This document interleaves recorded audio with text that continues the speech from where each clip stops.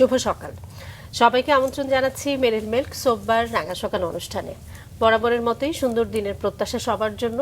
আর পুরো রাঙা সকাল পরিবার তো আছি আপনাদের সঙ্গে, একই সঙ্গে থাকছি কাজী রওশন আর সাকি, আছি আমি আনিসুল ইসলাম। আমার পক্ষ থেকেও সুন্দর একটি সকালের শুভেচ্ছা। প্রিয় দর্শক, রাঙা সকাল পরিবার সবসময় চাই আমাদের সকালটা যেন সুন্দর হয়ে ওঠে, কারণ সুন্দর সকাল মানেই সারাটা দিন অনেক ভালো থাকা। এবং সেই সূত্রে ধরে একটা চমৎকার একজন ব্যক্তি আমাদের অতিথি হিসেবে আজ রয়েছেন। তার জীবনের গল্প শুনবো আমরা। তিনি একজন ফিটনেস ট্রেনার, লাইফস্টাইল কোচ ও কর্পোরেট ব্যক্তিত্ব। এই মানুষটা কে আমরা জানবো, তার আগে অবশ্যই সাকিকে শুভ সকাল জানাই। শুভ সকাল সাকি। শুভ সকাল, কেমন আছো আনিস? ভালো আছি, তুমি কেমন আছো? আমিও ভালো, একটু ঠান্ডা লেগেছে, বুঝতে পারছো। আজকে একজন চমৎকার মানুষ আছে, যিনি খুব ফিটনেস সচেতন একজন মানুষ, ফিটনেস ট্রেনার। চলো জানাই। আর তার আগে অবশ্যই একটু জানতে চাই, তোমার কাছে সুস্বাস্থ্য মানে কি? সুস্বাস্থ্য মানে তো সবার আগে অবশ্যই ভালো থাকা, শারীরিকভাবে এবং অবশ্যই মানসিকভাবে। এবং সেটার জন্যই আমাদের যেটা মনে হয় যে ছোট ছোট করে, যেটি আমরা অফ এয়ারে আমাদের ট্রেনারের সঙ্গে গল্প করছিলাম, নিশ্চয়ই যে বাইরে কোথাও না হলেও ইনডোরে বা নিজের বাসায় এক্সারসাইজ করা। এবং লাইফের আর্লি স্টেজে যদি আমরা শরীর চর্চা নিয়ে সচেতন হই, ভালো থাকাটা অনেক সহজ হয়। চলো এই চমৎকার মানুষটি কে আমরা একটু জেনে নিই। প্রিয় দর্শক, আমাদের আজকের রাঙা সকালের অতিথি ফিটনেস ট্রেনার, লাইফস্টাইল কোচ ও কর্পোরেট ব্যক্তিত্ব নিব্রাস পন্নি। চলুন আমরা আমাদের আজকের অতিথিকে শুভ সকাল জানাই। শুভ সকাল। শুভ সকাল। কেমন আছেন আপনি? জি ভালো আছি। Thank you so much. সুন্দর এবং সজীব দেখাচ্ছে আপনাকে। থ্যাংক ইউ সো মাচ, অনেক অনেক ধন্যবাদ। আমরা তো একেবারেই শৈশব দিয়ে শুরু করি ম্যাম। আপনার জীবনের গল্প তো অবশ্যই আমরা জানবো, যে ধীরে ধীরে কিভাবে আপনি একজন লাইফস্টাইল কোচ হয়ে ওঠেন।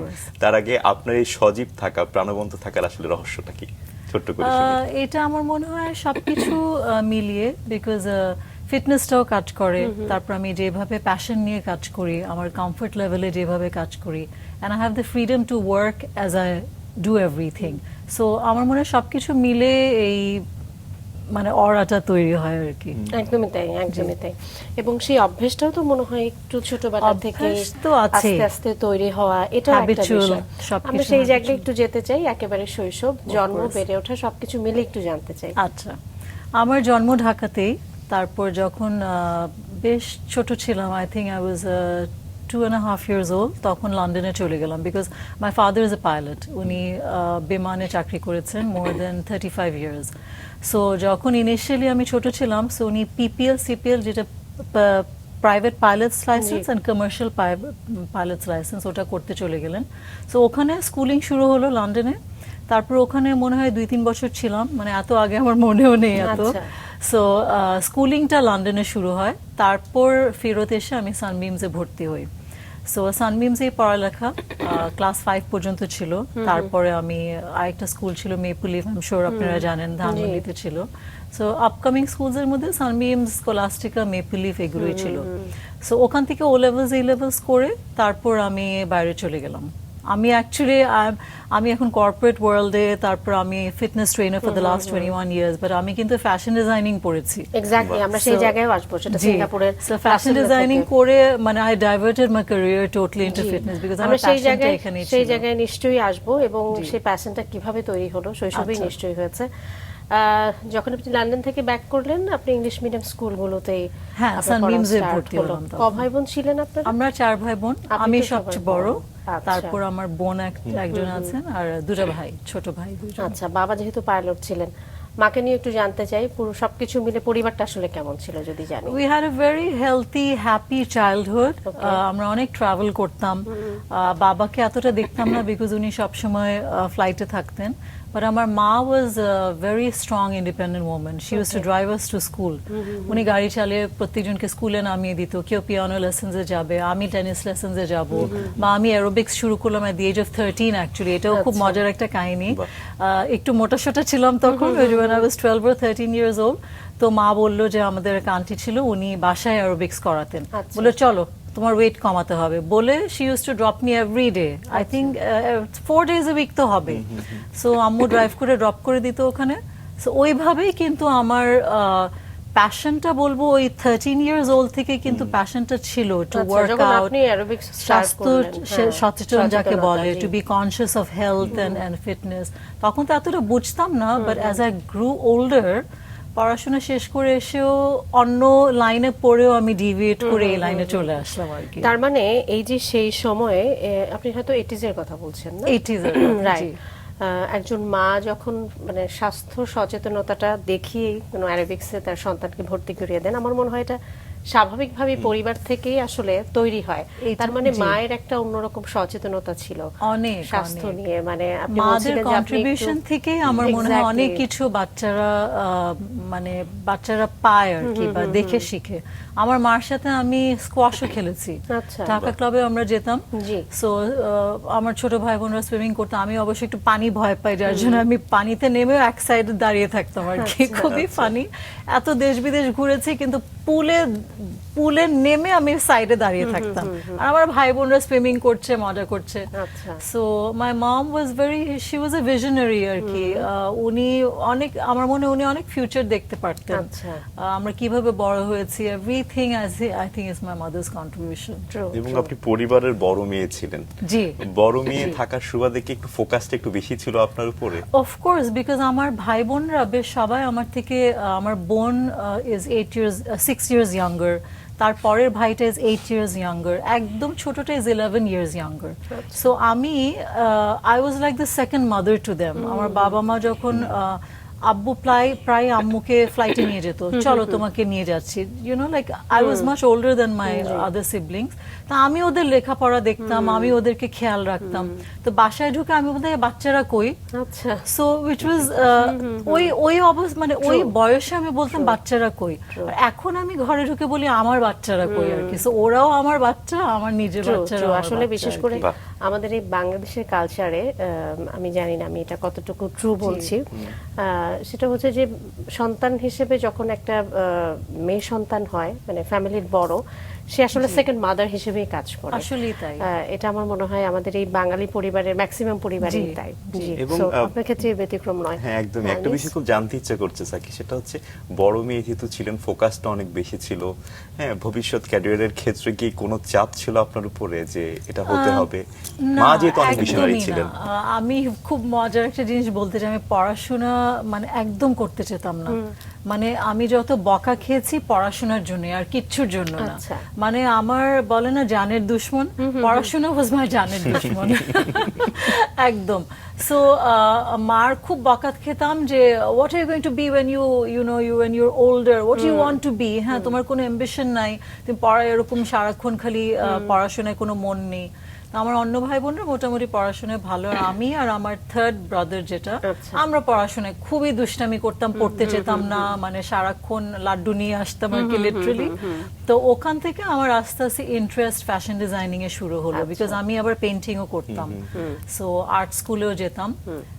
তারপর পরে যেটা হয় আর কি, পড়তে তো চলে গেলাম, ও লেভেলস, এ লেভেলস এ মোটামুটি। তার মানে পড়াশোনার পাশাপাশি আপনার আদার্স অ্যাক্টিভিটি অনেক কিছু করতাম, বিকজ এই যে মা ছিল ওরকম যে নিজে ড্রাইভ করে ক্লাবে নিয়ে যেত। আসলে এটাই তো সিস্টেম, এবং মা সেটা বুঝতে পেরেছিলেন বলেই হয়তো এগুলোর সঙ্গে আপনাকে যুক্ত করেছে, এবং সেখান থেকে আপনি ফ্যাশন ডিজাইনিং বা কি বলে ফিটনেসটাকে আপনি বান্ধবরা নিয়ম ছিল না যে তুমি এটা পড়তে পারবে না, ওটা পড়তে পারবে না। both my parents gave us the liberty, তুমি কি হতে চাও, it doesn't matter what you want to be। মানে ওই জামানায় 80s we were never pressured for study। আসলে ম্যাম এই স্বাধীনতাটাই আসলে খুব দরকার আমাদের জীবনটাকে যদি আমরা সেলিব্রেট করতে চাই। দেখি অনেক বাবা মারা আছেন যে না ডাক্তারি হতে হবে, ইঞ্জিনিয়ারিং হতে হবে, বাট বাচ্চারা কিন্তু শাইন করে, যেটা পড়তে চায় ওটাতেই কিন্তু মানুষ শাইন করে। ডিভিয়েশন হয়ে গেলে পরে I understand and I feel that ওটারও আন্ডার প্রেসার, পিয়ার প্রেসারে করে। নিশ্চয়ই ম্যাম, এই প্রসঙ্গে আমরা আসবো, আপনার সম্পর্কে একটু দর্শকদেরকে জানাই। জি অফ কোর্স। প্রিয় দর্শক, নিব্রাস পন্নি বাংলাদেশের ফিটনেস ইন্ডাস্ট্রিতে 21 বছরের অভিজ্ঞতা সম্পন্ন একজন প্রতিষ্ঠিত পেশাজীবী, যার যাত্রা শুরু হয় 2002 সালে তার ফুফুর তত্ত্বাবধানে অ্যারোবিক্স প্রশিক্ষণ দিয়ে। সময়ের সঙ্গে সঙ্গে তিনি অ্যারোবিক্স থেকে ওজন প্রশিক্ষণ, কিকবক্সিং, বুট ক্যাম্প সহ একাধিক ট্রেনিং মডিউলে দক্ষতা অর্জন করেন এবং দ্রুতই জনপ্রিয় গ্রুপ ইনস্ট্রাক্টর ও পার্সোনাল ট্রেনার হিসেবে পরিচিতি লাভ করেন। 2 সন্তানের একক অভিভাবক হওয়া সত্ত্বেও তিনি পড়াশোনা, ভ্রমণ ও স্বশিক্ষার মাধ্যমে অ্যানাটমি, মনস্তত্ত্ব ও আধুনিক ট্রেনিং পদ্ধতি আয়ত্ত করেন এবং নাইকি ও এডিডাসের অধীনে দিল্লিতে বিশেষ প্রশিক্ষণ গ্রহণ করেন।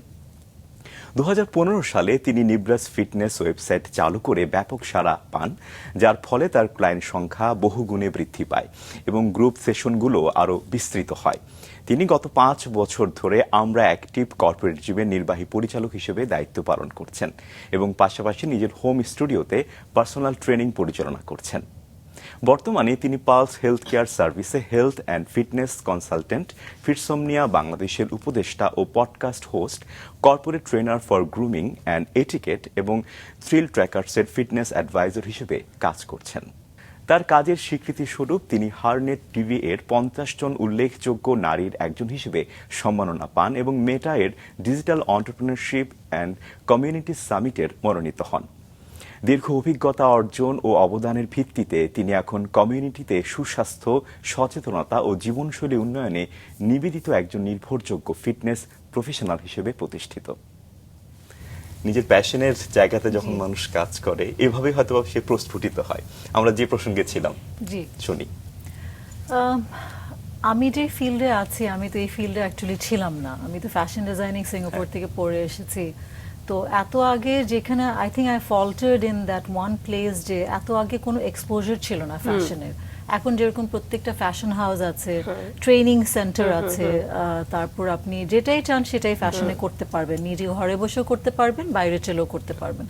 সো ওখানেই আমি একটু ঠেকে গেছিলাম যখন আমি এটা করে আসছি এত বছর আগে। ছেলে হয়তো অন্যভাবে পারতাম, but I also got married. আমরা একটু জানতে চাই যে আপনি কেন ফ্যাশন ডিজাইনিংটাকে বেছে নিলেন? আপনি তো সিঙ্গাপুর থেকে করলেন। জি, Singapore LaSalle school of fashion designing থেকে। সো যেহেতু আমি আর্টে খুব ঝোঁক ছিল, অলসো আমি বলবো না আমার কাপড় চোপড়ে বেশি ঝোঁক ছিল। যেরকম এখন আমি sari, one of my favourite attire is sari, আমি শাড়ি পরতে খুবই পছন্দ করি। বাট ওখানে তো আর ওরকম ট্রেনিং ছিল না।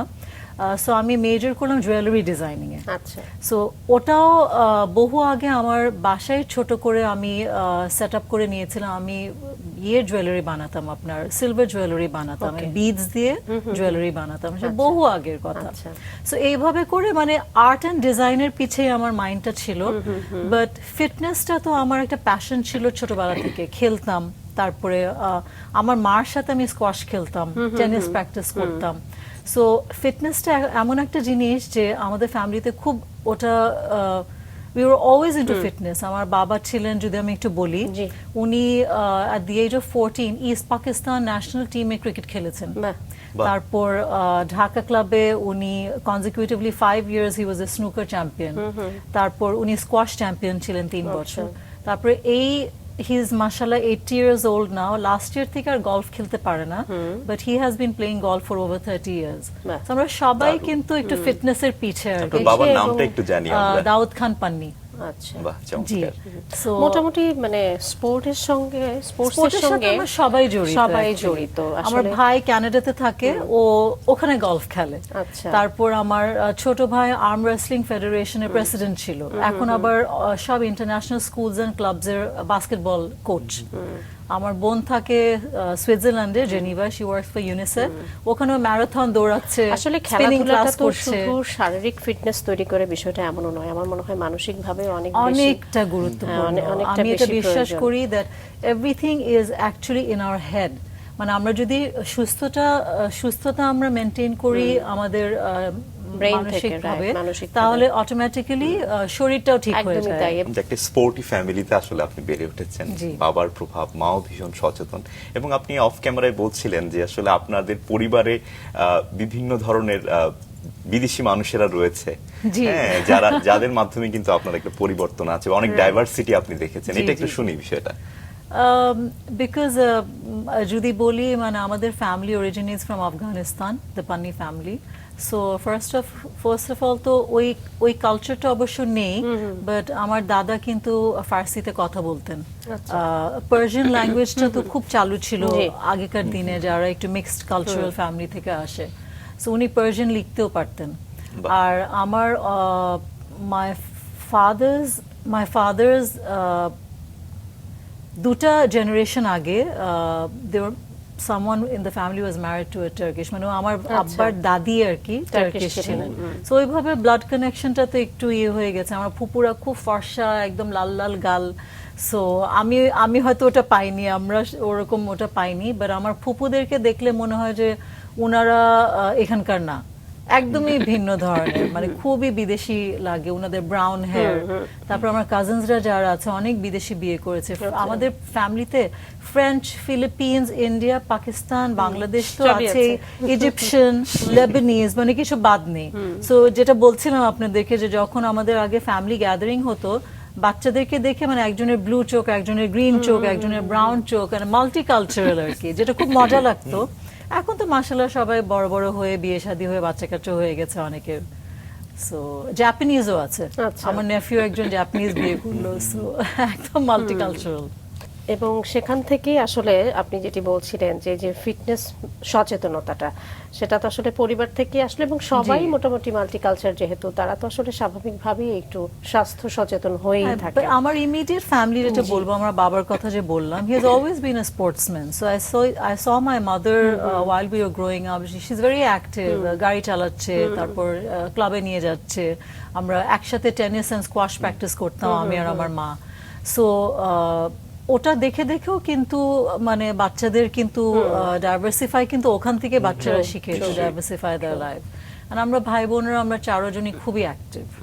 জি, এই যে স্বাস্থ্য সচেতনতা নিয়ে কথা বলছি, এই সচেতনতাটা কি আসলে একটু আমরা বলি যে একটু পরিণত বয়সে গিয়ে হচ্ছে বা তারপরে গিয়ে হচ্ছে, নাকি আসলে এটা একদম ছোটবেলা থেকেই হওয়া উচিত? আমার মনে হয় এটা বাংলাদেশে একটা ভুল ধারণা যে আমরা একটা সার্টেন টাইমে লাইফে যে আমরা তখন ওয়ার্কআউট শুরু করব, খেলাধুলা শুরু করব, বা আমরা অ্যাক্টিভিটি শুরু করব, এটা একদমই ভুল ধারণা। But when you actually start from a very young age, সুস্থতা এমন একটা জিনিস, যেরকম আমরা খাওয়া দাওয়া, when we are breathing air also, it is part of our life. So working out or doing some kind of activity should be a part of our everyday lifestyle. It doesn't matter half an hour, 1 ঘন্টা বা 20 minute, but প্রতিদিন যদি আমরা একটু নিজের জন্য সময় দেই, স্বাস্থ্যতা, মেন্টাল হেলথ বলেন, ফিজিক্যাল হেলথ বলেন, সবকিছুই কিন্তু আগিয়ে নেওয়া যায়। And I truly believe that we all should start early in life. যেরকম আমরা চিন্তা করি গ্রাজুয়েশন করার পরে চাকরি কি পাবো, কোথায় ভালো চাকরি পাবো, কোথায় সেটেলড হতে পারবো। সো আমাদের ওয়ার্কআউটটা, অ্যাক্টিভিটিটা সবকিছুর মধ্যে ইনকর্পোরেট করা উচিত, যেটা এখনো আমরা বাঙালিরা সবাই বুঝি না। এটা কিন্তু লং রানে যে এটা আমাদেরকে অনেক ভালো একটা বেনিফিট দিবে when we start young. এবং তার পাশাপাশি আসলে খাবার নিয়ে সচেতন হওয়াটাও তো আসলে খুব গুরুত্বপূর্ণ। সেটাও it goes hand in hand. মানে আমরা যেরকম অ্যাক্টিভিটিটাকে যেভাবে আমরা নিচ্ছি, খাওয়া দাওয়া কিন্তু একসাথেই যাচ্ছে। যে ফাস্ট ফুড দেখলাম, ফাস্ট ফুডটা একটু বাদ দিয়ে, ভাজা পোড়া বাদ দিয়ে আমি একটা স্যান্ডউইচ খেলাম, হাইপোথেটিক্যালি বলছি, so sandwich is much more better, it's not deep fried, so it has less calorie, it has less saturated fat, and it's doable.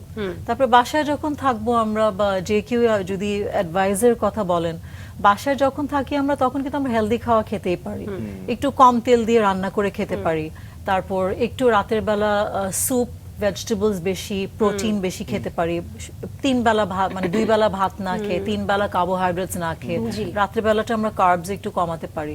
তো এভাবে অনেক কিছুই করে নিজেদের লাইফস্টাইলটা চেঞ্জ করা যায়। এবং আপনি বলছিলেন যে মানে যে ডুবো তেলে ভাজার যে খাবারটা, বিশেষ করে একটা সিঙ্গাড়া হতে পারে বা চিকেন ফ্রাই হতে পারে, যেগুলো আমাদের কাছে অনেক বেশি লোভনীয়, এটা আসলে শরীরের জন্য কতখানি ক্ষতিকর? তেল itself is very bad for health আমার মনে হয়। অ্যান্ড আপনি যতই রিসার্চ করবেন না কেন, দেখবেন যে অয়েলটা সবসময় কম খেতে বলে। But at the same time এখন রিসার্চের মাধ্যমে এত কিছু আমরা ডিফারেন্টভাবে শিখতে পারছি। আগে যেরকম when I first started, তখন বাটার, ঘি খুব বলতো ফ্যাট খাবে না, ফ্যাট খাবে না। এখন কিন্তু good fat is butter and ghee and avocado and all kinds of, আমরা রিচ যেটা আমরা ঘি দিয়ে রান্না করছি, ঘি কিন্তু খাওয়া বলছে যে ভালো, because it's proper fat, it's good fat for your body. So এখন কিন্তু রিসার্চের সাথে সাথে অনেক মাইন্ডসেটটাও চেঞ্জ হয়েছে। বাট দেন এগেন, আমরা প্রতিদিন যদি ঘি দিয়ে 2 বেলায় রান্না করি, সেটাও ভালো না। বাট আমরা যদি মাঝে মাঝে একটু ডাল ভাতের উপরে ঘি দিয়ে খাই, একটু খিচুড়ি খেলাম একটু ঘি দিয়ে, প্রতিদিন আমরা তেলটা বাদ দিয়ে আমরা অন্য, ধরেন রুটিটা খেলে, একটা ব্রেড বা রুটিটা খেলাম আমরা বাটার দিয়ে, it's very good for health.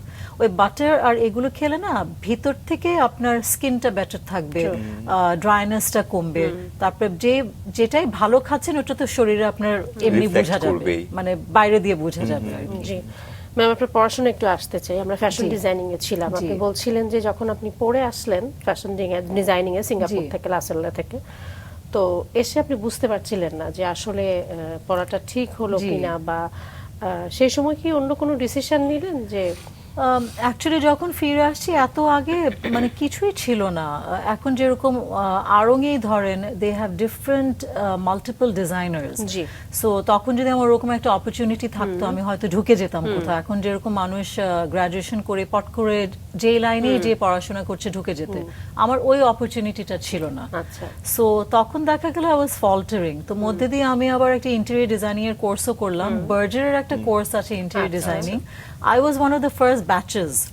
আমরা 4টা ফ্রেন্ড একসাথে ঢুকলাম, ওরা কিন্তু এখন ইন্টেরিয়র ডিজাইনিং করছে, বাট আমি কেন জানি ডিভিয়েট করে ফিটনেসে চলে আসলাম। মধ্যে দিয়ে আমি আবার স্টুডেন্টসও পড়াতাম, ইংলিশ মিডিয়াম স্কুলসে আমার বিয়ে হয়ে গেল। তো বিয়ের পরে তখন কি করব, চাকরি বাইরে না করে বাসায় গ্রুপ করে স্টুডেন্টস পড়াতাম আর কি। সানবিমস, Aga Khan and স্কলাস্টিকায় admission test গুলো যে হতো ইংলিশ পড়াতাম, because I was very good in English. So বাসায় বসে ওইভাবে ইংলিশ পড়াতাম। তারপর আস্তে আস্তে I thought that at one point একটু মোটা হয়ে গেলাম বাচ্চা কাচ্চা হওয়ার পরে, then I thought I need to lose weight. ওইভাবে করে করে আস্তে আস্তে একদম ফিটনেসে ঢুকে গেলাম। আর একটা প্যাশন ছিল, because at the age of 13 যখন থেকে আমি শুরু করলাম অ্যারোবিক্স করা, something inside I think triggered that এটাই আমার জন্য হয়তো ঠিক হবে। আর যেরকম বললাম যে আমার আত্মীয় যে আমার খালা, she really motivated me that you have the right quality to become a trainer, because trainer হতে গেলে তোমার সুন্দর করে কথা বলতে হবে, ট্রেনার হতে গেলে তোমার সুন্দর একটা রেসপেক্টফুল একটা বডি লাগবে, যে মানুষ যেন ইন্সপায়ার্ড হয় তোমাকে দেখে। তারপর ট্রেনার হতে গেলে the way you study about everything that also counts, because আমি যেভাবেই পারতাম আমি বাইরে থেকে বুকস এনে, তারপর কোর্স তো অনেক পরে করতে গেলাম, বাচ্চা কাচ্চা হওয়ার পরে করতে গেলাম। কত সালের কথা এটা? কোর্স করতে গেলাম আই থিঙ্ক। আপনি স্টার্ট করলেন কবে? কোর্স তো অনেক পরে করলেন। স্টার্ট করেছি 2003। আচ্ছা আচ্ছা, আমার ছোট ছেলেটা হওয়ার পরে তখন সাথে সাথে শুরু করলাম। 2003 থেকে নিয়ে আজ পর্যন্ত একই কাজই করছি, বাট এখন তো ডাইভার্সিফাই করে অনেক কিছু করছি। জি, কিন্তু স্টার্ট করলেন 2003। আচ্ছা, এবং সেটা ফুপির হাত ধরে? ফুপি না, খালা। ও আচ্ছা, খালার হাত ধরে। আচ্ছা, তার মানে আপনার খালা একজন trainer? She's a certified trainer, but she is actually a barrister now. উনি আবার ওইটা ছেড়ে দিয়েছেন। So আমরা, I think from my experience in life, sometimes we change our path for the better. যেটা মনে হয় যে আমার জন্য এখন সঠিক, ওটা পরে যে হয়তো সেটা হয় না। আমার মা সবসময় বলতো, তুমি spend so much money, তুমি একটা ফ্রেঞ্চ ইউনিভার্সিটিতে ছিলা, তুমি এখন কি ওয়ার্কআউট করছো? I said at least I'm earning through this. অবশ্য আমার মা নেই এখন, মানে আমি সবসময় মনে করি উনি উপর থেকে বসে দেখছেন যে যেটা আমি ডাইভার্সিফাই করে অন্যদিকে নিয়ে আসলাম, এটাতেই আমি এখন ফ্লারিশ করছি, সাকসেসফুল আর কি। মোটামুটি বলা যায় যে তার মানে খালার হাত ধরেই আসলে আপনি এই ফিটনেস জগতে প্রবেশ করলেন। উনি খুব এনকারেজ করেছেন আমাকে, সবসময় বলতেন, Nibras you can do it, মানে you have the body language, you have the right kind of figure, you have the aura of speaking properly. একটা জিনিস হয় কি, বাংলায় সুন্দর করে কথা বললে যেরকম ইংলিশে সুন্দর করে কথা বলে কিন্তু একই এফেক্টটা হয়। So I think I could do both. এটার জন্য খুব এনকারেজ, ওনার এনকারেজমেন্টে আমি অ্যাকচুয়ালি ফিটনেসে ঢুকেছি, and I had confidence in myself because of the way she use to tell me. So আস্তে আস্তে তো নিজে ঢুকে গেলাম। এবং আপনার অ্যারোবিক্সে তো একটা দক্ষতা মোটামুটি ছিল, কিন্তু আপনি একেবারে টিনেজ থেকে আপনি অ্যারোবিক্স তো টিনেজ লাইফ থেকে করতাম, বাট আমার খালা থেকে যেরকম আমি অনেক ওয়েট ট্রেনিং এর ফর্ম শিখেছি। তারপর ওয়েট ট্রেনিংটা এমন একটা জিনিস যে ফর্ম অ্যান্ড পশ্চার ঠিক না হলে পরে আপনার অনেক ইনজুরি হতে পারে, আর এই জিনিসগুলো ঠিক মতো না করলে ইন কোর্স অফ টাইম আপনার বডিও ঠিক মতো টোন্ড হবে না। সো আস্তে আস্তে as soon as I started learning more, বই পড়া শুরু করলাম। ট্রাভেল করলে তখন সবসময় বাইরে থেকে বুকস নিয়ে আসতাম, যেরকম সাইকোলজিক্যাল বুকস নিয়ে আসতাম। এখন যেটা আমার মনে হয় যে why, because I studied psychology is also I need to understand. আমি যখন one-on-one ট্রেনিং শুরু করলাম, গ্রুপ সেশনস নিতাম 30-40 পিপল টুগেদার, এরকম বড় বড় গ্রুপ সেশনস নিতাম। তারপর যখন দেখলাম যে গ্রুপ সেশনের সাথে সাথে পার্সোনাল ট্রেনিং যখন শুরু করলাম, প্রায় অনেক বছর আগে, 15 বছর আগে, 15-16 বছর আগে, তো every person that I'm one-on-one with, তাদের সাথে কিন্তু অন্যভাবে ইন্টারঅ্যাক্ট করতে হয়। যেরকম মাইক পরে 30-35 জনকে ট্রেন করছি, that was very different from training one on one. Training one on one করলে তার লাইফ সম্বন্ধে আমার জানতে হবে, তাকে আমার এক্সট্রা অ্যাটেনশন দিতে হবে, তার শরীরের সম্বন্ধে আমার জানতে হবে, তার কোনো মেডিকেল হিস্ট্রি আছে নাকি জানতে হবে, উনি কি খাচ্ছেন, কখন ঘুমাচ্ছেন, কখন উঠছেন, তার লাইফস্টাইলে কোনো স্ট্রেস আছে নাকি, তার কোনো পার্সোনাল প্রবলেম আছে নাকি। এরকম করে করে না I started learning more about human anatomy, human psychology. তো সবকিছু শিখতে শিখতে এমন একটা জায়গায় দাঁড়ালাম যে তখন আমি তো ডক্টর না, বাট মনে হতে কি I become half a doctor. Exactly, আমি এই জায়গাটায় নক করতে চাচ্ছিলাম যে একজন ফিটনেস ট্রেনার সে যে শুধু আসলে বডি বা এক্সারসাইজ কিভাবে করতে হবে এগুলো নিয়েই কথা বলবে, বিষয়টা এমন নয়। বিষয়টা হচ্ছে যে মনস্তাত্ত্বিক কিছু বিষয়, আপনি অ্যানাটমির কথা বলছিলেন, প্রত্যেকটা বিষয় তো আসলে আপনাকে তার মানে আলাদা আলাদা প্রত্যেকটা বিষয় আলাদা করে ওটা আমাকে শিখতে হয়েছে। তার মানে কি বিষয়টা এমন যে ছোট ছোট করে আমরা বাসায় যে এক্সারসাইজের কথা বলছি যাদেরকে, এটা আসলে সবার জন্য অ্যাকুরেট হবে না। Actually there are certain exercises, ধরেন আপনি ইউটিউব দেখে আপনি একটা ছোট 15 মিনিটের একটা এক্সারসাইজ করলেন, বাট দেন আপনার কোনো ইনজুরি থাকলে আগের বা আপনার কোনো শরীরের স্বাস্থ্যের কোনো ইস্যু থাকলে তখন তো আপনি বুঝবেন না যে ওই 15 মিনিটসে যে এক্সারসাইজেসগুলি করা হচ্ছে সেটা আপনার জন্য রাইট কিনা, সঠিক কিনা। সো এখানেই প্রবলেম আসে যে সবসময় আমরা চাই যে একটা কোচ সাথে থাকুক, because that coach will be able to tell you আপনি কিভাবে কি করবেন। যেরকম আগে আমি বললাম পশ্চার অ্যান্ড টেকনিকের কথা। So workout has everything to do with technique and posture. Technique যদি ঠিক না হয়, ফর্ম যদি ঠিক না হয়, আপনার ইমিডিয়েটলি ইনজুরি হয়ে যেতে পারে। ইমিডিয়েটলি না হলে লং রানে যে আপনার ইনজুরি হতে পারে। সো এগুলো খুবই ওয়ান অন ওয়ান করতে হয়, but there are certain exercises যেগুলো খুব লাইট অ্যান্ড ইজি, সেগুলো করে যদি আপনি 15-20 মিনিটস বাসায় করেন, ওগুলো ইনজুরির কোনো ভয় হয় না। বাট দেন এগেন একজনের সাথে কনসাল্ট করে নিলে ভালো। সেটা বাড়িতে যদি ওয়ার্কআউট করতে হয়, কোন ধরনের ব্যায়ামগুলো যদি আমরা বাড়িতে করি সেক্ষেত্রে আমাদের ইনজুরি হওয়ার সম্ভাবনা কম থাকবে? আমি একটা জিনিস বলতে চাই যে আমরা যে হাঁটি, আমরা তো by born we are assume that আমরা হাঁটবো আর আমরা সব জায়গায় হেঁটে বেড়াই।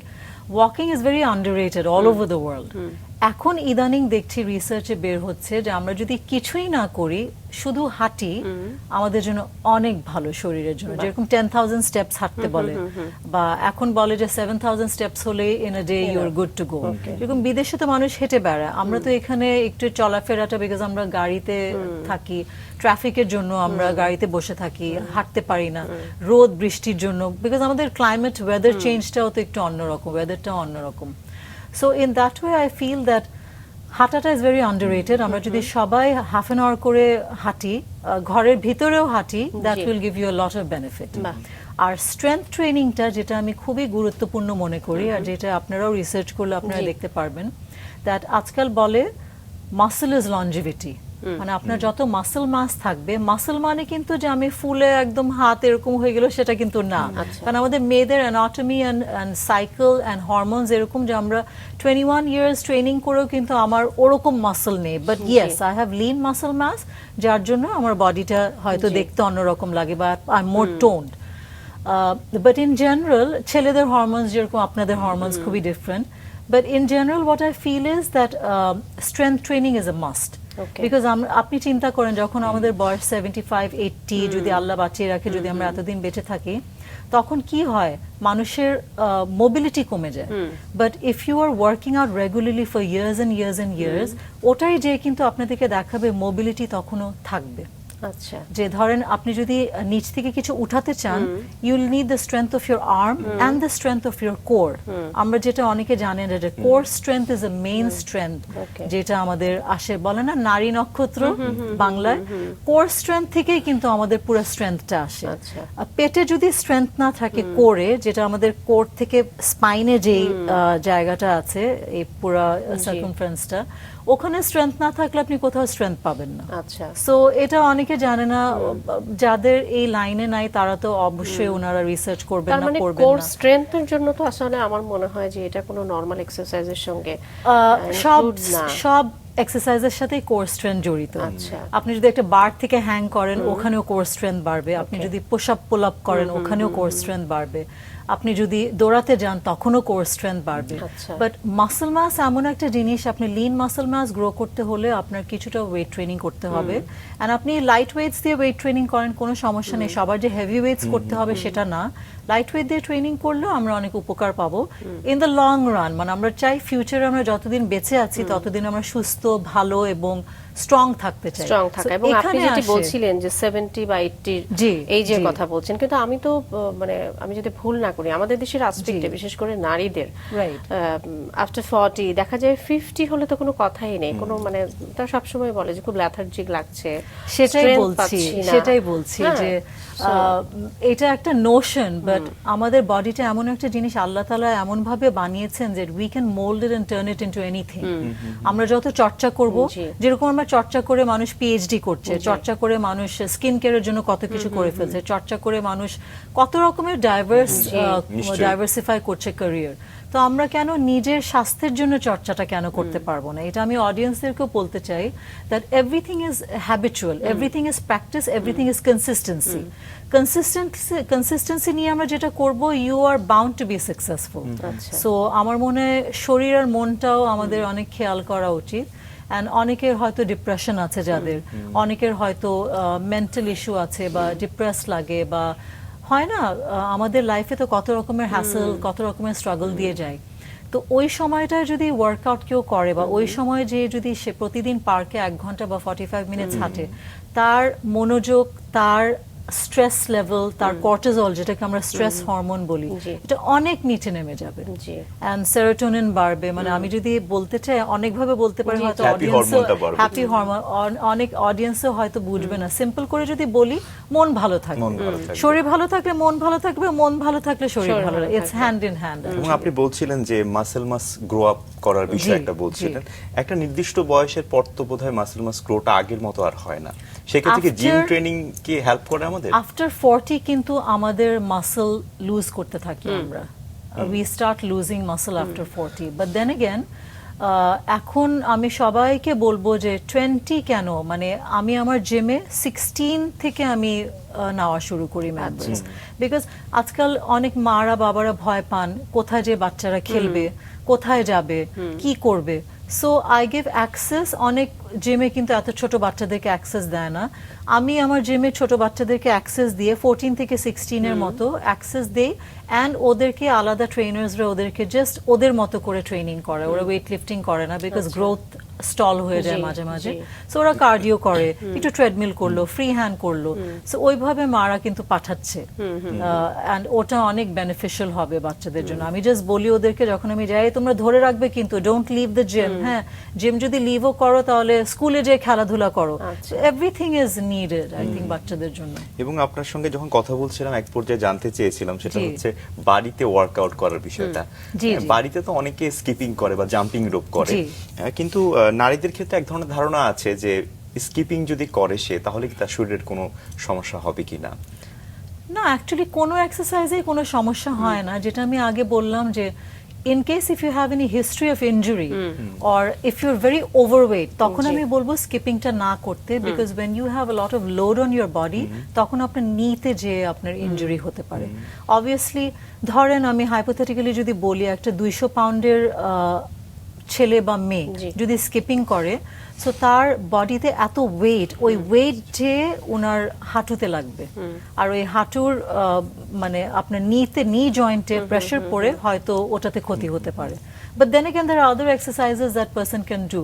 যারা ওভারওয়েট, আমি সবচেয়ে আগে বলবো হাঁটা শুরু করতে। হাঁটলে আপনার আস্তে আস্তে যখন ওয়েটটা কমে আসবে, তখন আপনি অনেক রকমের ওয়ার্কআউট অটোমেটিক্যালি করতে পারবেন। আর খাওয়াটার সাথে তো দেখতে হবে, যে সবাই মনে করো আমি 3 ঘন্টা জিমে থাকলাম, বাট এখন আমি শুকিয়ে যাব। বাট বাসায় এসে আপনি কি খাচ্ছেন সেটা important. ওটা যদি আপনি ঠিক মতো না দেখেন, তাহলে তো কোনো লাভ নেই। মানে দুটাই কিন্তু আবার ইটস এ জয়েন্ট Balance করতে ভেঞ্চার, হবে, ইটস প্যারালাল। এবং আমরা জিমে দেখি অনেকেই মাসেল গ্রো আপ করার জন্য, মাসেল জি। বিল্ড আপ করার জন্য স্টেরয়েড নিচ্ছে, তারপরে প্রোটিন নিচ্ছে। এগুলো আসলে, এগুলোর কি কোনো স্বাস্থ্য ঝুঁকি আছে কি? Steroid definitely there is a lot of side effects as well, but then again যারা বডি বিল্ডিং করছে, যারা কম্পিটিশন করছে, যারা আপনার অনেক ধরনের হেভি লিফটিং করছে তাদের জন্য কিছুটা হয়তো প্রয়োজন হতে পারে, but I am not against it, but I am not for it either. But creatine নামে একটি আপনার সাপ্লিমেন্ট আছে যেটা is extremely important for all men and women both. যেরকম আজকাল রিসার্চে বের হয়েছে যে যাদের অ্যালজাইমার্স আছে তাদেরকে 10 to 15 grams of creatine everyday খেতে বলে। And it creatine is just like a powder, পানিতে দিলে গলে যায়, তখন পানিও টেস্ট করবে পানির মতো, এটার কোনো টেস্ট নেই অ্যাকচুয়ালি। সো ক্রিয়েটিন ইজ এমন একটা, it has been studied the most all over the world. যারা রিসার্চার্সরা আছেন, they have studied the most on creatine, and this is one supplement everybody should be taking. From the age of 18 you can take creatine. আমি খাচ্ছি বহুদিন থেকে, আমার ছেলেরা খাচ্ছে। কিসের supplement creatine? Creatine is actually, it's a protein supplement, but directly proteinটাকে effect করে না, but then again it doesn't build muscle, it helps you to be stronger, it helps your muscles to recover, and in generic it's a very good supplement for overall health and mind. যেটা Alzheimer's এর জন্য আপনি চিন্তা করেন যাদেরকে দিচ্ছে, ডিমেনশিয়ার জন্য দিচ্ছে। So in general 3 to 5 grams আমরা খাই, বাট ডক্টরের অ্যাডভাইস মতো বাইরে আমি এমনও শুনেছি যে আপনার 10 to 15 grams অফ ক্রিয়েটিনও দিচ্ছে। ক্রিয়েটিন খেলে পরে আপনার সব দিক দিয়ে সবকিছুই ভালো থাকবে, আপনার মাইন্ডটা ভালো থাকবে, আপনার মাসল রিকভারি বেটার হবে। আজকাল বলে যে ক্রিয়েটিনে যাদের ডিপ্রেশনের প্রবলেমও আছে, ডিপ্রেশনটাও ক্রিয়েটিন কাটায়। আর প্রোটিন শেকের বেলায় যদি আমি আসি, প্রোটিন শেকটা যে কোনো কেউ খেতে পারে, বিকজ আমরা যতই দিনের বেলা আমরা যতই খাচ্ছি না কেন রাত পর্যন্ত, মানে সকাল থেকে উঠে রাতে আমরা যেইটাই ফুড কনজাম্পশন করছি না কেন, এভরিডে কিন্তু আমরা সব ফুড খাই না, সো ডেফিসিয়েন্সি কিন্তু রয়ে যায় যেটা আমরা বুঝি না। Everybody should be taking supplements from 25, age 25 or even younger. আমার ছেলেরাও সাপ্লিমেন্ট খায় because ওরা 2 ঘন্টা করে জিম করছে, they're building their body. So ওরা যদি সাপ্লিমেন্ট না খায় বা প্রোটিন শেক না খায়, তো তখন তো ওদের একটা ডেফিসিয়েন্সি হয়ে যাবে। So everybody should be taking supplements. Creatine এর সঙ্গে কি আসলে ওয়ার্কআউট করার একটা সম্পর্ক আছে, যে ওয়ার্কআউট করতে হবে? যারা ওয়ার্কআউট করে তাদের জন্য ইটস আ মাস্ট, আর যারা ওয়ার্কআউট করে না তারাও খেতে পারবে for their mental health and for the recovery. ধরেন স্ট্রেসেরও তো একটা রিকভারি আছে না, আমরা বাসায় যে একটু নেটফ্লিক্স দেখি, বাসায় যে একটু রিল্যাক্স করি বা ফ্রেন্ডসদের সাথে আড্ডা মারি, ওই স্ট্রেস লেভেল কিন্তু এক একজনের এক এক রকম। Cortisol is going up and down throughout the day many times, so ওটার জন্য কিন্তু দ্যাট হেল্পস। এগুলো কি বাংলাদেশি সহজলভ্য বা নির্ভেজাল ভাবে কি আমরা পেতে পারি, কিভাবে সেটা? আপনার যেরকম nutrition depot is a very good মানে শপ, যেটার সোর্স ইজ ভেরি গুড, ওরা স্ট্রেট আমেরিকা থেকে আনাচ্ছে। অনলাইন কয়েকটা শপস আছে যেখান থেকে আমি আনাই, নিউট্রিশন ডিপো থেকে আমি নিজে কিনি। So there are specific places. এখন সবাই যদি সবকিছু একবারে আনতে চায় তাহলে ওদের অনেক রিসার্চ করে দেখতে হবে কোন পেজটা ভালো, কোথা থেকে আনতে পারছে, but there it's available everywhere. শরীর চর্চা আসলে একটা মানুষের জীবনকে কিভাবে বদলে দিতে পারে, এবং সঙ্গে সঙ্গে আপনি মানুষকে প্রভাবিত করছেন চমৎকার ভাবে। আপনি 2015 সালে নিব্রাস ফিটনেস ওয়েবসাইট চালু করেন। জি। এটার উদ্দেশ্য আসলে কেন? 2015 থেকে যখন আমি চিন্তা করছি 2014 থেকে যে আমি ওয়েবসাইটটা তৈরি করব, সো আমাকে বেশ যাকেই বলি বলে তুমি ওয়েবসাইট দিয়ে কি করবে, তো তখনও ওয়েবসাইটের কিন্তু এত চালু ছিল না, যখন এখন ছোট একটা প্রোডাক্টের জন্য মানুষ ওয়েবসাইট করে ফেলছে। তখন ফিটনেস ট্রেনারের একটা ওয়েবসাইট থাকবে মানুষের চিন্তার বাইরে। সো সবাই বলতো why do you need a website. So আমার সবসময় আমি বলতাম যে আমি যা করি মানুষ কিভাবে জানবে। If I want to train in a wider range, if I want to show people or if people want to know what I do, মানুষ কিভাবে আমাকে কন্ট্যাক্ট করবে। সো তখন আমি ওয়েবসাইটটা তৈরি করলাম, অ্যান্ড ওভারনাইট যখন লঞ্চ করলাম এত ট্র্যাকশন পেলাম। আই থিঙ্ক ওভারনাইট সকালে উঠে দেখি I had about 250 shares or more, maybe 250 or 275 shares. So ওটা থেকে যখন ট্র্যাকশনটা বাড়লো অনলাইন, তখন দেখলাম যে ওয়েবসাইটটা কত গুরুত্বপূর্ণ। এমনও হয়েছে যে আমাকে clients when they say personal trainer Bangladesh, সবচেয়ে আগে গুগলে আমার নাম চলে আসে। সো বাইরের থেকে যারা 6 মাসের জন্য আসছে, 1 বছরের জন্য আসছে, বিদেশি হোক বাঙালি হোক, ওনারা আমাকে হোয়াটসঅ্যাপে বাইরে থেকে ফোন দিত। So are you a personal trainer? Yes, I would like to coach with you, and I'm coming on this date. I want to meet you, I want to pay up and then immediately start classes. So ওইভাবে আমার ট্র্যাকশনটা এত বেড়ে গেল internationally. I have trained many kinds of people, বাঙালিরা তো আছে, বিদেশিদেরকেও train করলাম, বহু বছর, বিকজ ওরা 3 মাস ট্রেন করে ওরা চলে যাচ্ছে, ওরা তো একটা কাজে আসছে। যে এরকমও আছে আমার ক্লায়েন্টসরা যারা বিদেশে থাকে, তারা 2 মাসের জন্য হলিডেতে আসলে ওরা 2 মাস আমার সাথে ট্রেন করে, তারপর আবার চলে যায়। স্টুডেন্টসও আছে অনেক, Nibras aunty, I want to train with you. I said, okay, fine, come and train with me. So এইভাবেই the website has really helped my career in the আচ্ছা, highest ট্রেনিং level. গুলো আপনি যেটি বলছেন যে আসলে যারা ছুটিতে আসে বা জি। নরমালিও 2 মাস করছে, 3 মাস করছে, Right. আবার চলে যাচ্ছে, এটা কি আসলে মানে লং রানে কাজ করছে? মানে বিষয়টা কি এমন যে আপনার কাছ থেকে মানে ট্রেনিং নেওয়া হলো? না, ওরা আসছে because they already train wherever they are. Okay. They're already active where they live. So এই 2টা মাস বসে থাকবে কেন ঢাকায় এসে? Hence they come to me. আচ্ছা। That they're used to me, যারা এসে আমার কাছে অভ্যস্ত তারা আসে, and যারা একটা ভালো জায়গায় ট্রেনিং করে একটা এক্সপিরিয়েন্স ট্রেনিং চাচ্ছে যে তার সবকিছু বুঝবে তার জন্য, বাট যারা আসে তারা কিন্তু they're very active. আচ্ছা। These people are very active throughout their life. বা নতুন শুরু করেছে এরকম। চমৎকার। এবং আমরা অ্যাক্টিভ যে কর্পোরেট জিমটি জি। রয়েছে, এটা কি আসলে আপনার প্রতিষ্ঠান? আপনি এটাতে না, কিভাবে I কাজ work for করছেন? Amra Group, Okay. so I'm the executive director there. Okay. So I've changed it to a gym, to a corporate boutique gym. So a corporate world মানে ফিটনেসটা তো কর্পোরেট ওয়ার্ল্ডের সাথে জড়িত না, বাট এটা আমি জড়িত করে ফেলেছি। আচ্ছা। বিকজ আমার অ্যাসপিরেশন এরকম ছিল যে আমি জিমটাকে একটা কর্পোরেট করে তুলবো। So whoever walks into the gym understand that it's not a regular gym. এখানে আমার 3টা এক্সিকিউটিভ আছে, আমার ম্যানেজার আছে, আমার আলাদা অ্যাকাউন্টেন্ট আছে, আমার ট্রেনার্সরা আছে, আমি ট্রেনার্সদেরকে নিয়ে ওয়ার্কশপ করি, ট্রেনার্সদেরকে নিয়ে আমি পিকনিকে যাই, ট্রেনার্সদেরকে নিয়ে আমি গ্রুমিং এন্ড এটিকেট যেটা আমি কর্পোরেট লাইফে করি, ওটা আবার আমি আমার কর্পোরেট জিনিসটাকে নিয়ে আসছি আমি আমার জিমের ভিতরে, ওদেরকে আমি ট্রেন করি, ওরা কিভাবে খাবে, কিভাবে কথা বলবে, কিভাবে মেম্বারসদের সাথে বিহেভ করবে। সো সবকিছু জুড়ে এটাকে আমি কর্পোরেট করে ফেলেছি। And I associate and do MOUs with banks, multinational companies. So continuously আমি MOUs করতে থাকি with বড় বড় কোম্পানিজ এর সাথে। সো ওদের প্যাকেজে আমি ভালো প্যাকেজ দিলে তো ওদের ক্লায়েন্টসরা আসে, সব ব্যাংকস থেকে, অনেক অর্গানাইজেশনস থেকে আসে। এবং আপনি পার্সোনালিও করছেন one to one? One on one এটা আমার একদমই আলাদা। আচ্ছা। তারপরে কর্পোরেট ট্রেনিং যেগুলো করছি আপনার এখন যেটা রিসেন্টলি স্পিড নামে অর্গানাইজেশন আছে, সো ওরা এরকম কর্পোরেট ট্রেনিং করায়, they bring mentors, so I am one of their mentors.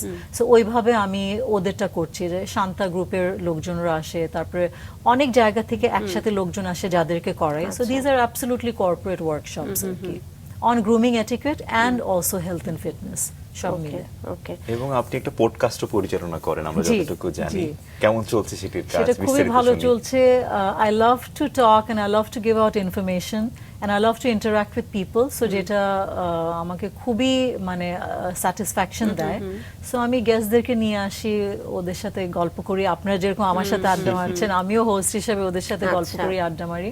So that's one of my passion as well, the podcast. নিশ্চয়ই নিশ্চয়ই। এবং আপনি ওয়ান অন ওয়ান যে কাজটা করেন, আপনি বলছিলেন যে বিভিন্ন রকম এক্সপিরিয়েন্সও হয় আপনার।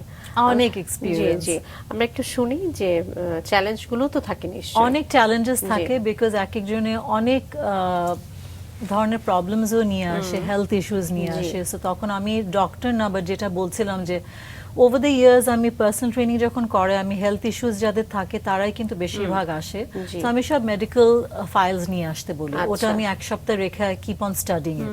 যেটা আমি বুঝি না আমি গুগল করি। Okay. এখন তো চ্যাট জিপিটি আছে, জি, আমি জি। চ্যাট জিপিটিকে পুরা প্রেসক্রিপশন বা পুরা পাঠিয়ে দিলে আমাকে পুরাটা বলে দেয়। আচ্ছা। So ওইভাবে আমি কিন্তু শিখি। শিখার তো কোনো লিমিটেশনস নাই। Just because I'm not a doctor does not mean that I cannot study about medicine or I can't study about health. So আমার হেলথের ফিটনেসের মধ্যেই তো এটা পড়ে, বাট দেন এগেন আমি সার্টিফাইড করে তো কেউকে মেডিসিন দিতে পারবো না, but I can learn from their prescription and their portfolio. So এইভাবে শিখি। মজার একটা কাহিনী বলি, আমার প্রায় 1.5 মাস আগে জি। আমি অফিসে ছিলাম, আমার একটা ফোন আসলো, খুবই ইন্টারেস্টিং এটা। সো ফোন আসলো, আমি বললাম যে আমি আবার আননোন কল সবসময় ধরি, বিকজ আমার নতুন কোনো ক্লায়েন্টের তো ওয়েবসাইট থেকে নাম্বার নিয়ে তো আমি তো জি, জানবো জি, না, জি, তো জি। থাকবে না। সো আমি সবসময় জি। তুলি। সো বললো যে আপনি কি নিব্রাস পান্নি বলছেন? আমি বললাম, জি। তো বলে যে আচ্ছা আপু, খুব নরম গলা, খুব মিষ্টি গলা করে বলছে যে আমি আপনার সাথে একটু কথা বলতে পারি? তো আমি বললাম জি জি অফকোর্স আপনি কথা বলতে পারেন, প্লিজ বলেন। তো বলে আমি এরকম শিখতে চাচ্ছি, আপনার কি কোনো জায়গা আছে যেখানে আপনি কি শিখান, যে আপনি সার্টিফিকেট দিবেন? তো আমি বললাম যে না, আমার তো স্কুল না, জিম, এন্ড আমি অন্য কাজ করছি, বাট আপনি কি শিখতে চাচ্ছেন? বলে আমার একটা জিম আছে, আমি এখানে মেয়েদেরকে ট্রেনিং করাই, আমি সার্টিফিকেশন নিয়ে আমি শিখাতে চাচ্ছি ভালো মতো, যেন ওদের কোনো ইনজুরি না হয়, যেন আমি ঠিক মতো কাজটা জেনে আমি যেন ওনাদেরকে শিখাতে পারি। তো আমি একটু কিউরিয়াস হলাম, কারণ এরকম অনেক কলস আসে আমার। তো আমি বললাম আচ্ছা, সো আপনি আপনার কি অনেক সময় আছে কথা বলবে? জি আপু, আমার অনেক সময় আছে, আপনি একটু আমার সাথে কথা বলবেন? আর আপনি যেভাবে আমার সাথে কথা বলছেন, এরকম ভাবে কেউ কথা বলে না, কেউ হেল্প করতে চায় না, আর এই কে হেল্প করবে আমি সেটাও জানি না, খুব ভালো লাগছে আপনার সাথে কথা বলে। তো আমারও খুব মানে মনটা খুব ভালো লাগলো যে উনি এরকম একটা কথা বললেন। তারপর আমি বললাম যে, বলে আপু আপনি জানেন আমি আপনার নাম্বারটা কোথা থেকে পেয়েছি? সো আই থট ওয়েবসাইট হবে। বলে আপু আমি চ্যাট জিপিটি থেকে আপনার নাম আর নাম্বার পেয়েছি। I was blown away. আমি বললাম চ্যাট জিপিটি, দেন 2+2 করলাম যে যেহেতু আমার website is all over, so Google ইঞ্জিনে তো আছে, তো চ্যাট জিপিটি তো ইটস লিঙ্কড, সো ওখান থেকে খুবই অ্যামিউজড হয়ে আমি বললাম যে আপনি কি করতে চাচ্ছেন, এরকম জিম আছে এক্সেট্রা এক্সেট্রা। তো পরের বললাম আপনি কোথায় থাকেন? মেয়েটা গায়বান্ধায় থাকে। আচ্ছা, সো গায়বান্ধা তো একটা রিমোট, আগে তো আমরা জানতাম, বিকজ আমার ফ্রেন্ডশিপ হসপিটালের কথা জানেন নাকি, আমি শুনেছেন নাকি জানি না। তো রুনা খান উনি কিন্তু আমার ফার্স্ট কাজিন, উনি এই যে ক্লাইমেট চেঞ্জের জন্য উনি একটা অ্যাওয়ার্ড পেলেন ব্রাজিলে। সো ফ্রেন্ডশিপ হসপিটাল, আমাকে রুনা আপার সাথে যখন কথা বলতাম সবসময় বলতো যে আমার ডাকনাম আমার নিবু। তো বলতো Nibu, Gaibandha is so remote, the people there do not have food to eat, they don't have clothes to wear. So obviously চরে যে কাজ করতো, বিকজ সব কাজ তো আন্ডার প্রিভিলেজড মানুষের জন্য। তো আই এম শিওর সিটিটা তো ওরকম না, সিটিতে তো বেশ, বাট আমি এরকম জানতাম না যে সিটিতে একটা স্টেডিয়াম আছে, স্টেডিয়ামের নিচে একটা জিম আছে, জিমটা হাজব্যান্ড ওয়াইফ মিলে চালায় 3 ঘন্টা। ইয়াসমিন মেয়েটার নাম, খুবই খুশি হবে শুনলে যে আমি ওর নাম নিচ্ছি টিভিতে। সো অসম্ভব, মানে আমার জন্য পাগল। 2 দিন পর পর আপু আমাকে একটু ফোন করবে, আমার সাথে একটু কথা বলবে। সো ওকে আমি মাঝে মাঝে ভয়েস মেল, আমার সময় না থাকলে আমি ভয়েস মেল পাঠাই, সময় থাকলে একটু ফোন দিয়ে কথা বলি। So she wants to learn, she wants to take a course where that ও সার্টিফিকেশন পেয়ে যেন আমাকে এই কথা বলছে যে আপু আমার ঘরে ঘরে যে আমার নক করে বলতে ইচ্ছা করে যে তোমরা কেন ওয়ার্কআউট করছো না, তোমরা কেন শরীরের দিকে সচেতন হচ্ছ না, তোমরা কেন একটু নিজেদের দিকে খেয়াল রাখছো না। সো এরকম গায়বান্ধা থেকে যদি শহর থেকে একটা মেয়ে এই চিন্তা ভাবনা নিয়ে এগোতে পারে, আমরা ঢাকায় কেন এগোতে পারবো না? So I think to me, আমি যে কথা বলছি আমার এখনো মানে এত I am so proud of her যে ওখানে বসে এসে একটা জিম চালাচ্ছে এন্ড মেয়েদেরকে এনকারেজ করছে, ওনার হাজবেন্ড আবার ছেলেদেরকে এনকারেজ করছে। তো ছেলেদেরকে অ্যাকচুয়ালি বেশি এনকারেজমেন্ট লাগে না, ছেলেরা আসলে পটাপট মাসল গ্রোথ হয়ে যায়, মেয়েদের কিন্তু ওদেরকে আনতে অনেক কষ্ট। সো মেয়েরা মানে সংসার করে বাচ্চা কাচ্চা লালন পালন করে বাইরে কাজ করে, মেয়েদের অ্যাকচুয়ালি অনেক মানে কষ্টই হয়, টাইমটা বের করাটাও একটু। But this is an example আইল নেভার ফরগেট। ম্যাম আমরা একেবারে শেষ পর্যায়ে চলে এসেছি। আমার কাছে মনে হচ্ছে ঘন্টার পর ঘন্টা আপনার সঙ্গে আড্ডা দেই, কারণ অনেক কিছু জানার আছে। আমরা একেবারে শেষ পর্যায়ে এসেছি, দর্শকদের উদ্দেশ্যে যদি কিছু বলার থাকে আপনার। দর্শকদেরকে আমি একটা জিনিসে বলবো, that health and fitness as in mind and everything is mind over matter, so everything is mind over body. So আমরা যদি সুস্থভাবে বেঁচে থাকতে চাই, আমাদের হেলথ নিয়ে সবার কাজ শুরু করা উচিত, may it be an 18-year-old or an 80-year-old। সো আমি এরকমও দেখেছি, আমার ফ্রেন্ডের মা, শি ইজ 80, উনি ট্রাভেল করে বেড়াচ্ছেন, লন্ডন যাচ্ছেন, এখানে যাচ্ছেন, ওখানে যাচ্ছেন, উনি পার্কে প্রতিদিন 1 ঘন্টা করে হাঁটেন। সো বিং এন 80-year-old যদি উনি করতে পারে, তাহলে আমরা কেন করতে পারবো না? আমি যদি করতে পারি, আমার ছোটরা কেন করতে পারবে না? আমার ছেলে যদি করে, তার ছোটরা কেন করতে পারবে না?